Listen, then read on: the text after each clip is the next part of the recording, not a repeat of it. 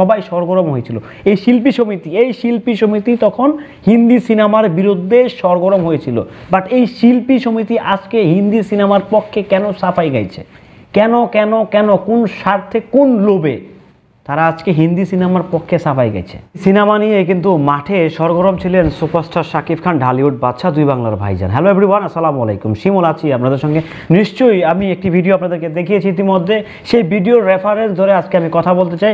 দয়া করে ভিডিওটি সম্পূর্ণ দেখে যাবেন। চ্যানেল নতুন থাকলে অবশ্যই সাবস্ক্রাইব করে পাশে থাকা বেল আইকনটিকে বাজিয়ে দিবেন।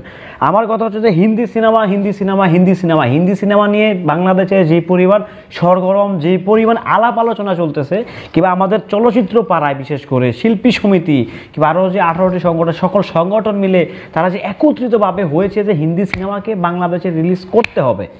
ভাই, আপনারা বাংলাদেশে হিন্দি সিনেমা রিলিজ করেন, তাতে কারো কোনো আপত্তি নেই, কারো কোনো সে নাই। বাংলা সাধারণ পাবলিকের মানুষের কোনো প্রকারের কোনো সে নাই।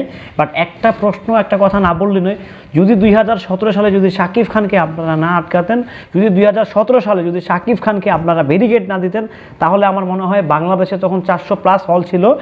আজকে বাংলাদেশে 2023 সালে এসে বাংলাদেশে হল থাকতো 600-র উপরে। আমি এই কথাটা একটু রেফারেন্স দিয়ে বলতেছি। কেন বলতেছি জানেন? শাকিব খানের নবাব সিনেমা কিন্তু অল টাইম ব্লকবাস্টার। আমি নবাবের কথা বারবার বলি কেন জানেন? শাকিব খানের লাস্ট নবাব মুক্তিপাত্র সুপার থেকে সুপারহিট সিনেমা, যৌথ প্রযোজনার, দুই বাংলার সবচেয়ে ব্যবসাসফল সিনেমা নবাব। সেই জন্য আমি নবাবের রেফারেন্স বারবার টানতেছি। নবাব সিনেমা যখন রিলিজ ছিল তখন কিন্তু 452টি হল অ্যাক্টিভ মানে রানিং হল ছিল। সে যদি শাকিব খানকে তখন আপনারা যারা চলচ্চিত্র বোদ্ধা 18 সংগঠন কিংবা বিভিন্ন স্যারেরা, বিভিন্ন সাহেবেরা যখন শাকিব খানকে বয়কট করার একটি পায়তারায় নামছিলেন, কিংবা শাকিব খানকে ওই সময় বয়কট না করে কিংবা তাকে কোনো প্রকারের কোনো খোঁচা না মেরে, কোনো কথা না বলে তাকে বরং সেটা ওয়েলকাম জানানো উচিত যে ওকে শাকিব, তুমি আমাদের ইন্ডাস্ট্রিতে ভালো একটি তথা কিংবা ভালো একটি মানে পন্থা চালু করে দিয়েছ যে যৌথ প্রযোজনাভাবে যদি হলগুলো বাঁচুক, বাংলা সিনেমা দিয়েই বাঁচুক, সমস্যা নেই। ভাই ওটা তো বাদ দেন। যৌথ প্রযোজনা তো খাইছেন আপনারা, মাসাল্লাহ দিলে গিল্লা ট্যাবলেট দিয়া গ্যাস্ট্রিকের ওষুধ সেকলো মনে করে সেটা আপনারা গিল্লা খেয়ে ফেলছেন। বাট হিন্দি সিনেমা নিয়ে এখন পর্যন্ত কোনো ব্যক্তিবর্গ কোনো প্রকারের কোনো একটা স্টেটমেন্ট তো দিলই না, বরঞ্চ তারা এখন নীরব থেকে নীরবতা পালন করছেন। কেউ কিছু বলছেন না, কেউ কোনো প্রকারের কোনো স্টেটমেন্টও দিচ্ছেন না। কেন ভাই? তখন শাকিব খান ছিল বিদায়, শাকিব খান কলকাতার সিনেমাতে ছিল, যৌথ প্রযোজনায় শাকিব খান কলকাতা সিনেমা যৌথ প্রযোজনা করছে বিদায় শাকিব খানকে নিয়ে আপনারা স্টেটমেন্ট দিয়েছেন, কিংবা শাকিব খানকে আপনারা বয়কট করতেও 1 সেকেন্ড দ্বিধাবোধ করেন না। যে ছেলেটা বাংলা ইন্ডাস্ট্রিকে বাঁচানোর জন্য, বাংলা সিনেমাকে বাঁচানোর জন্য, বাংলা সিনেমা যাতে যুগের পর যুগ বেঁচে থাকে, সেজন্য সে নিয়মিত দিন রাত 24 ঘন্টা এক করে কাজ করছে সিনেমা ইন্ডাস্ট্রি টিকানোর জন্য, সেই ছেলেটাকেও আপনারা বয়কট করতে তথা বাতিল করতে একটা সেকেন্ডের জন্য, ন্যানো সেকেন্ডের জন্য দ্বিধাবোধ করেন নাই। আর আজকে আপনারা যে স্যারেরা, সেই বসেরা, সেই ম্যাডামেরা এখন বরাবর একদম হিন্দি সিনেমা দিয়ে আপনাদেরকে হল বাঁচাতে হবে, হিন্দি সিনেমা দিয়ে আপনাদেরকে হল টিকাতে হবে। আরে ভাই, আপনারা যদি তখন আপনাদেরকে হিন্দি সিনেমা দিয়ে কেন হল টিকাতে হবে?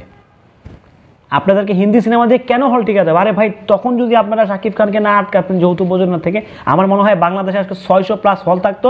আপনাদের খ্যাত মার্কা সিনেমাগুলো এত 20-25টা সিনেমা পাইতো, হল পাইতো, তাও তো আপনারা চলে ফেরা খাইতে পারতেন। এখন আপনার দেশে হলই হচ্ছে 60টা, আপনার সি ক্যাটাগরি সিনেমা কে নিবে?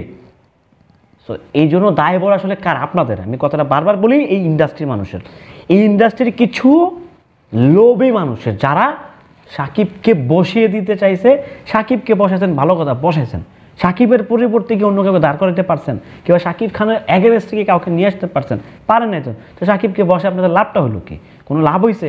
লাভ তো হয় নাই, বরং তারা ইন্ডাস্ট্রির 12টা বাজায় দিয়েছেন, 12টা বাজে গেছে ইন্ডাস্ট্রি। তাহলে এটা কি হলো? দিন শেষে ইন্ডাস্ট্রির লস না। এখন আপনারা বলতেছেন যে হিন্দি সিনেমা প্রদর্শন করে আপনাদের হল সংখ্যা বাড়াবেন। হিন্দি ভাষাটা কয়জন বুঝে ভাই বাংলাদেশের?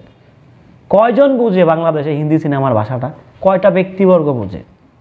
শাকিব খান হিন্দি সিনেমার বিরুদ্ধে কাফনের কাপড় পরে, শুধু শাকিব খান না, শাকিব খান, রুবেল, আরও অনেক নায়ক নায়িকা একসাথে হিন্দি সিনেমার বিরুদ্ধে যখন ওয়ান্টেড সিনেমা বাংলাদেশে রিলিজ পায়, তখন ওই সিনেমার বিরুদ্ধে সবাই সরগরম হয়েছিল। এই শিল্পী সমিতি তখন হিন্দি সিনেমার বিরুদ্ধে সরগরম হয়েছিল। বাট এই শিল্পী সমিতি আজকে হিন্দি সিনেমার পক্ষে কেন সাফাই গাইছে? কেন কেন কেন কোন স্বার্থে, কোন লোভে তারা আজকে হিন্দি সিনেমার পক্ষে সাফাই গেছে? এই কি সাদা কাফন পরার দাম? এটা কি সাদা কাফনের বেলু? সবাই কমেন্টস করে জানিয়ে যাবেন। সবাই খুব ভালো থাকবেন, সুস্থ থাকবেন। ভিডিওটি কেমন ছিল কমেন্টস করে জানিয়ে যাবেন। আসসালামু আলাইকুম।